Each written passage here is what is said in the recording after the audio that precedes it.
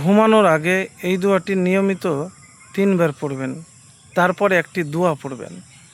দেখুন ইনশাআল্লাহ আপনার জীবনে রাতারাতি সম্পদ বরকত আসবে, অভাবের দরজা বন্ধ হবে, ঋণ পরিশোধ হয়ে যাবে।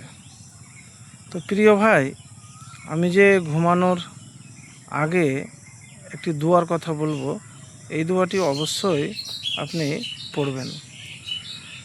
তো তার আগে আল্লাহর প্রশংসা করবেন, সূরা ফাতিহা পড়বেন, দিয়ে 3 বার পড়বেন লা ইলাহা ইল্লা আনতা সুবহানাকা ইন্নী কুনতু মিনাজ জালিমিন, লা ইলাহা ইল্লা আনতা সুবহানাকা ইন্নী কুনতু মিনাজ জালিমিন।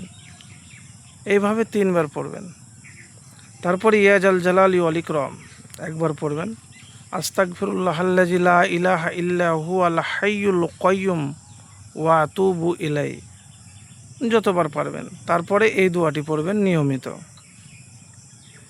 আল্লাহুম্মা আনতাল আউয়ালু ফালাইসা ক্বাবলাকা শাইউন ওয়া আনতাল আখিরু ফালাইসা বা'দাকা শাইউন ওয়া আনতা জাহিরু ফালাইসা ফাওকাকা শাইউন ওয়া আনতাল বাতিনু ফালাইসা দুনাকা শাইউন ইকজি আন্না দাইনি ওয়া আগনিনা মিনাল ফাকরি। হে আল্লাহ, আপনিই প্রথম, আপনার পূর্বে কিছুই ছিল না, আপনি সর্বশেষ, আপনার পরে কোনো কিছু থাকবে না।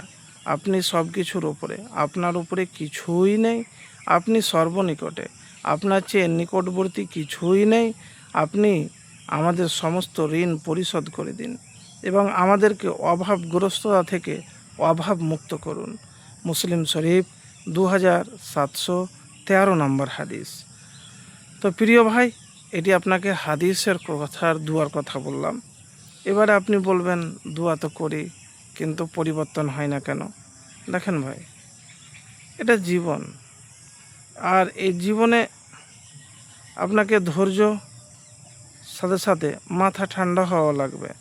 মানে মাথা যদি আপনার ঠান্ডা না হয়, ধৈর্য না রাখতে পারেন, চেষ্টাতে আপনি ব্যর্থ হয়ে যান, তাহলে কোনো কিছুই লাভ হবে না।